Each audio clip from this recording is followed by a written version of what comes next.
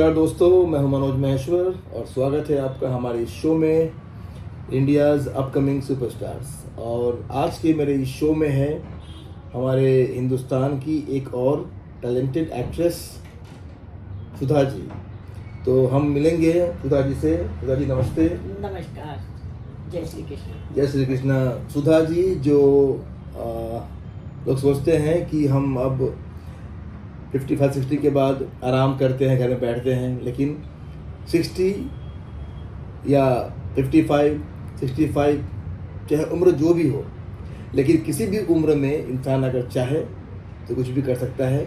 और सुधा जी उन तमाम लाखों करोड़ों 60 प्लस के लिए प्रेरणा है जो सोचते हैं कि अब मुझे आराम करना है, लेकिन इन्होंने इस समय अपने ड्रीम, अपने पैशन को पूरा करने के लिए इन्होंने अपने सपने की सुनी, अपने पैशन की सुनी। और आज हमारा सौभाग्य है कि हम आपके साथ बैठे हैं और मेरा ये सौभाग्य है कि मैं इस अपने चैनल के ज़रिए हमारे कास्टिंग डायरेक्टर, हमारे प्रोड्यूसर, हमारे एग्जीक्यूटिव प्रोड्यूसर्स, हमारे फिल्म मेकर्स तक हम इस नायाब कलाकार को पहुंचा रहे हैं। तो मेरे जितने भी कास्टिंग पर्सन हैं, मेरे जितने भी फ्रेंड हैं, प्रोड्यूसर, डायरेक्टर हैं, वो सब आपको देखें। और हम गुजारिश करते हैं उन तमाम फिल्म मेकर से कि सुधा जी बहुत ही उम्दा एक्ट्रेस है, इन्हें बहुत सारा काम मिलना चाहिए, इन्हें काम की ज़रूरत है और हमारा फ़र्ज़ बनता है इन्हें इंडस्ट्री में खड़ा करना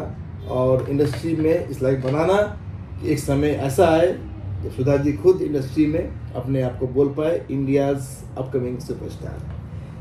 थैंक यू। तो अब हम चाहेंगे जानना कि ये स्कूल लाइफ से ही आपके अंदर या कॉलेज लाइफ से ही प्रेरणा था एक्टिंग करने का, या अभी अभी हुआ है?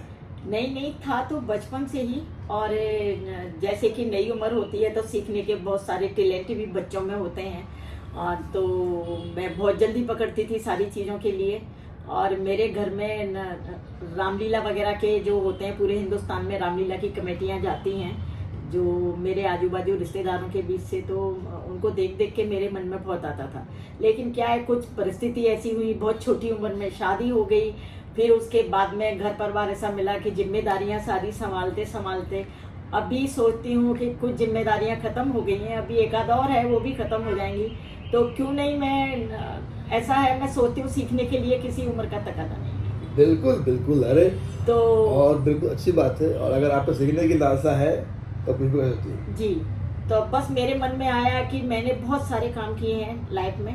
मैंने टीचिंग की है और मैंने आपका जो है इंश्योरेंस LIC वगैरह किया है, और बहुत सारे और भी किए हैं। मैं ऑर्गेनाइज किया है ऑर्फन आपका किसी का, तो वहाँ उस NGO में मैं एज ए डायरेक्टर रही हूँ 20 साल तक, जहाँ पे कि 200 बच्चे अनाथ रहते थे। तो वो बहुत सारे काम करते करते अभी सब कुछ से हट के सोचा कि किसी ने मेरे को प्रेरणा दी, अचानक मेरे को कहा कि आप आइए और आपको दादी माँ का रोल मैं देना चाहता हूँ। तो अचानक, ये 12 साल पहले की बात है, उन्होंने मेरे शौक को जगा दिया। तो उस समय मैं अवतार गिल हैं, उनसे मिली थी, आपका रमेश झा हैं, उनसे मिली थी। लेकिन फिर घर की परिस्थिति ऐसी कुछ आई, एक सीरियल हुआ उनके साथ जो कि साधना चैनल पे चला मेरा, और दुलारी करके, और बहुत अच्छा था, उसमें काम भी अच्छा था, और मैं रिच दादी माँ थी, पोते को संभालते संभालते बुढ़ी हुई थी। तो उसके बाद में फिर पता नहीं कहाँ खो गई।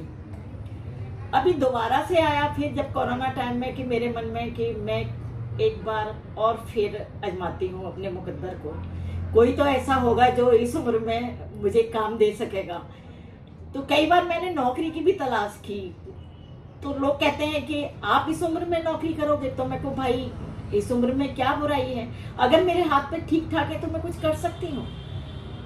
तो उन्होंने कहा ठीक है, मैं कुर्सी छोड़ के खड़ा हो जाता हूँ, आप मुझे हुक्म दीजिए, मैं आपको नौकरी पे नहीं रख सकता। तो मेरे मन में आया कि बस फिल्म इंडस्ट्री से बढ़िया कोई नहीं हो सकता, वहाँ हो सकता है इस उम्र के लिए मुझे काम मिले, और मैं चाहे दिल से ऊपर वाले का शुक्रगुजार हूँ कि मेरा ये शौक पूरा हुआ मरने से पहले। अरे हमारा सौभाग्य है कि हम आपसे मिल पाए, और ये भी दिन इतिहास के पन्नों में लिखा जाएगा जिस दिन आपका इंटरव्यू हुआ था, पहला इंटरव्यू।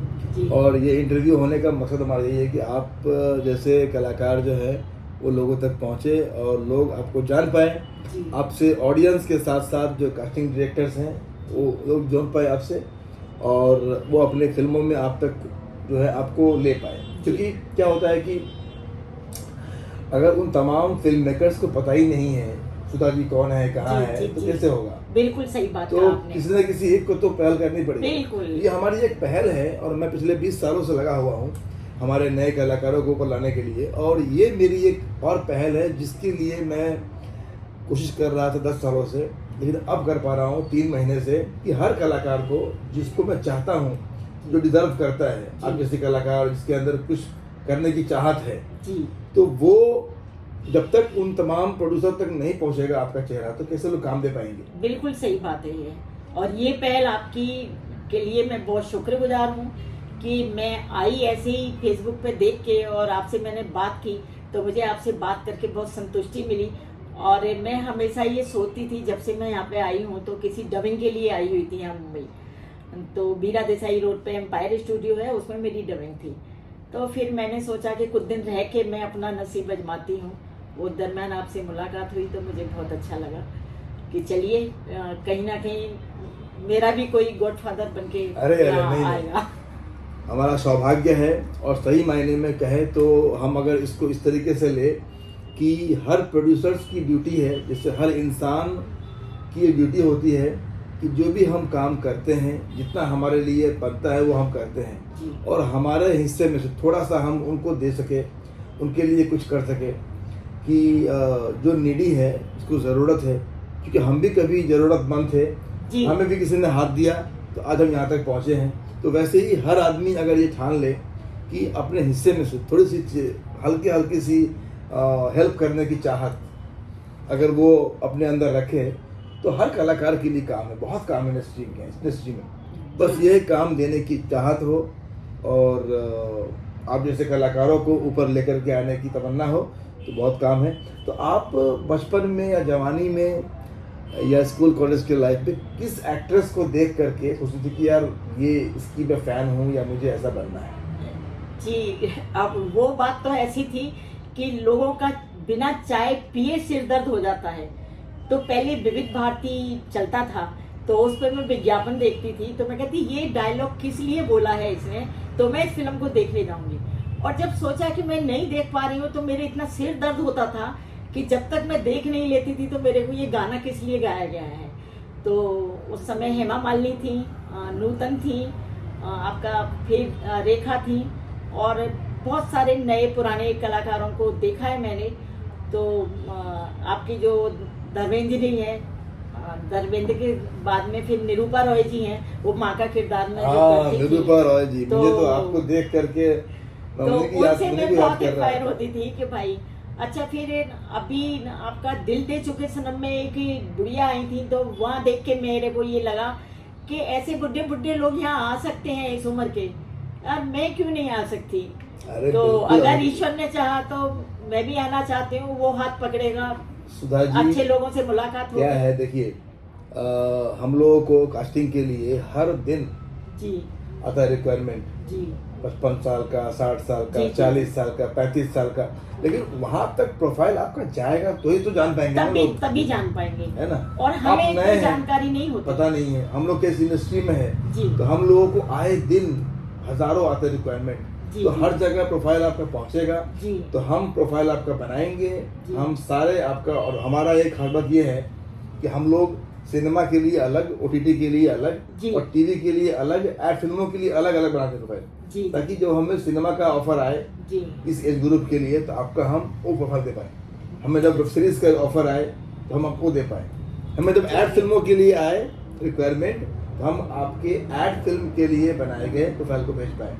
तो हम सब करेंगे धीरे धीरे धीरे, हमारे ऑडियंस भी और हमारे जो फिल्म मेकर्स हैं बॉलीवुड के, वो सब देख पाएंगे आपको ग्रोथ को, और मनोज तभी जी, तो वो काम देंगे। मनोज जी आपसे मिलके बहुत उम्मीद जगी है मुझे, और लगता है कि मैं फिर से उठ के कुछ एक बार फिर जिंदगी जीऊंगी और कर पाऊंगी। 100% होगा, थैंक 100%।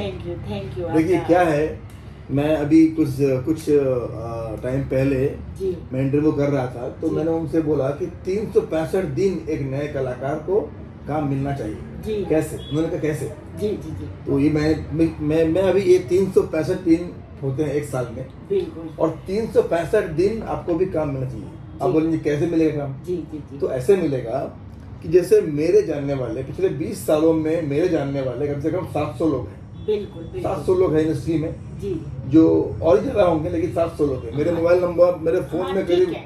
26,000 नंबर सेव है, ठीक है लेकिन 700 लोग ऐसे हैं जो फिल्म मेकर हैं, कास्टिंग डायरेक्टर हैं, एड मेकर हैं, जी प्रोड्यूसर हैं, डायरेक्टर हैं, जी। मेरे मित्र हैं। और अगर हमारी टीम आपके प्रोफाइल को बना करके उन 700 लोगों तक भेजते हैं, जी जी जी है ना, जी हम करते हैं ऐसे ही काम है जी कि हफ्ते में एक बार हर किसी को प्रोफाइल जाएगा एक साल तक। जी तो 700 में से समझ लीजिए कि 400 लोगों ने इस साल काम नहीं दे पाए, नहीं दे पाए लेकिन 300 लोग दे पाए। जी जी जी और अगर 300 लोगों ने, समझो किसी ने एक दिन दिया, जी 2 दिन दिया, बिल्कुल। एक दिन दिया, 2 दिन दिया, अब सोचिए कि 300 लोगों ने अगर आपको 2 डे 1 डे भी दिया, तो हुआ ना एक साल पूरा। बिल्कुल बिल्कुल थैंक यू और अगर एक फिल्म मेकर ने या टीवी शोज में या एड फिल्म, मान लीजिए मिनिमम 5,000 ही मिला, जी जी जी तो 365 दिन अगर आप काम कर रही हैं, जी तो कम से कम हो गए 15 लाख रुपए। जी तो अब मैं इस तरीके से एक अपकमिंग टैलेंट को गाइड करता हूँ कि एक अपकमिंग टैलेंट ये अमाउंट आमदनी कर सकता है, लेकिन बशर्ते कि उनकी प्रोफाइल वहां तक पहुंचे, क्योंकि हम लोग नहीं जानते, और एक हवा बना रखा है कि फिल्म इंडस्ट्री बहुत ही खराब जगह है, बहुत धोखेबाज नहीं, है। नहीं, नहीं, नहीं। लेकिन मेरा हमेशा से, जिस दिन से मैं इस लाइन में आई हूँ, तो मैंने काम बहुत नहीं किया है। जो भी किया है, मैंने 2 फिल्मों में काम किया है, 1 सीरियल में किया है, लेकिन मुझे लगता है कि अच्छे लोगों की भी कमी नहीं है। और अच्छे लोग के साथ Percentage- साथ जो प्रोफेशनल लोग हैं जी। बहुत है, वरना काम भी चल कैसे रहा है, इतना काम बिल्कुल हो कैसे बिल्कुल सही बात है कि अच्छे लोग नहीं होते तो कोई भी चीज चलेगी नहीं। परसेंटेज घट बढ़ सकती है, लेकिन खत्म नहीं हो सकता। हाँ, तो वही जगह है, और आप उन्हीं में देखिए। आप लोग आते हैं। Thank you so much. और वो दिन दूर नहीं है जब ऑडियंस ढूंढेंगी आपको चैनल पे, टीवी पे, अपने मोबाइल फ़ोन पे। और सबसे बड़ी बात है कि आप में वो पैशन है, आप में वो लगन है, तो कौन प्रोड्यूसर होगा जो आपके लगन को देखकर काम नहीं देगा आपको। शुक्रिया। और सबसे बड़ी बात क्या है बताऊं आपको, जैसे कि आपको लगता है कि आपके एज में काम मिलेगा नहीं मिलेगा, एक सोच होती है। सच्चाई क्या है कि इसी एज में बहुत काम मिलता है, जी क्योंकि एक 20 साल या 24 साल के लड़के या लड़की के लिए जी बहुत भीड़ है, कंपटीशन है, कंपटीशन है ना। बिल्कुल। क्योंकि एक फिल्म में हीरो कितना होगा, एक होगा, हीरोइन एक होगी, 2 होगी, एक। 3 होगी, लेकिन एक फिल्म जब बनती है तो उसमें माँ, चाची, परिवार मासी, हर फिल्म में परिवार, होता है। डॉक्टर, वकील, ये जी, वो जी, जी, जी। बहुत रहते हैं। जी तो आपके एज में बहुत काम बशर्ते कि ऑर्गेनाइज वे में अच्छे तरीके से पैकेजिंग करके प्रोफाइल आपका लोगों तक पहुंचे, जी शुक्रिया। और वो होगा। अब आपने होगा। मेरे बारे में इतना सोचा, उसको मैं तहे दिल से आपका शुक्रिया गुजार नहीं, करती हूँ। हमें और क्या- गॉड से प्रार्थना करती हूँ, ईश्वर से, कि आप ऐसे ही तरक्की करते रहें और ऐसे लोगों को मौका देते रहें। बहुत जल्दी हम लोगों ने पिछले 20 सालों में बहुत से लोगों को मौका दिया है। हमारे बहुत सारे एक्टर हैं आज जो कभी 40 साल की उम्र के थे, आज 60 के हो गए जी 20 साल में, और काम कर रहे हैं, लगातार काम कर रहे हैं, इंडस्ट्री में अच्छा काम कर रहे हैं। और अब वो समय आएगा जब आप भी उस श्रेणी में काम करती नजर आएंगी, और हमारे लिए गर्व की बात होगी तभी जब आप काम करेंगी और उस काम का पैसा आपको मिले, जी और उस पैसे से अपनी चाहत, अपनी जो जी, जी, जी। जिम्मेदारियां हैं वो आप पूरी कर सके।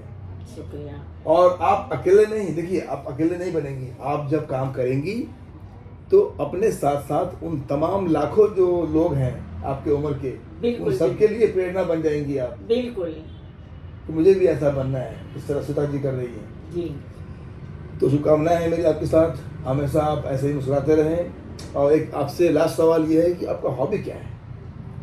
मेरा हॉबी किसी उम्र में तो गाना गाना बहुत था, तो और आपका जैसे कि हर बात में जिरह करना, वकालत करना, ये करना। तो एजुकेशन मैंने बहुत बड़ी उम्र में ली है, क्योंकि जहाँ मेरी शादी हुई थी वो ससुर जी ने कह दिया था, सन 66 में लॉ आया था कि तलाक का, और उस समय मैं 8-9 साल की थी, लेकिन उन्होंने आपका फरमान दे दिया था कि अगर आगे पढ़ाया तो हम तलाक दे देंगे। अरे बाप रे। तो अभी मेरे को बड़े होके ध्यान आया कि हम आप ही को सबको जो जेल में भिजवा देते। लेकिन उस समय बहुत छोटे थे, तो बड़े हुए तब हम पढ़े। फिर जब उनसे थोड़ा दूर हुए तो हमने कहा कि हम एक बार जिंदगी में पढ़ेंगे, तो फिर उसके बाद में मैंने ग्रेजुएशन किया। आज उसी की देन है और बहुत ताकत है एजुकेशन में, और कहीं ना कहीं उसकी भी देन है कि आज आपके अंदर इतनी प्रेरणा, इतनी पैशन है लाइफ को लेकर के, इतनी पॉजिटिव हैं आप ऐसे ही खुश रहिए और स्वस्थ रहिए और मुस्कुराते रहिए, ताकि हम जैसे फिल्म मेकर्स को आपके रूप में एक पैशनेट एक्टर मिले। बहुत जल्दी हम साथ में काम भी करेंगे, फिल्में करेंगे, सीरीज करेंगे, और हमारे बहुत से फिल्म मेकर जो देख रहे हैं आपको यहाँ पे, हमारे कास्टिंग डायरेक्टर्स, वो सब आपको बुलाएंगे, आप देखते रहिए। और जिनको भी मिलना है सुधा जी से, तो इनसे मिलने के लिए हमारे दिए हुए फ़ोन नंबर्स पे संपर्क करें, हमारी टीम आपको मिलाएंगे सुधा जी से। तो सुधा जी नमस्कार, थैंक यू सो मच। जय श्री कृष्णा। जय Shri Krishna. Thank you so much दोस्तों। तो हम मिलेंगे अब अगले वीडियो में, और अगले वीडियो में सुधा जी की तरह ही एक और नायाब कलाकार से मिलेंगे, और हमारी शो पे India's upcoming superstar. Thank you so much. Good day.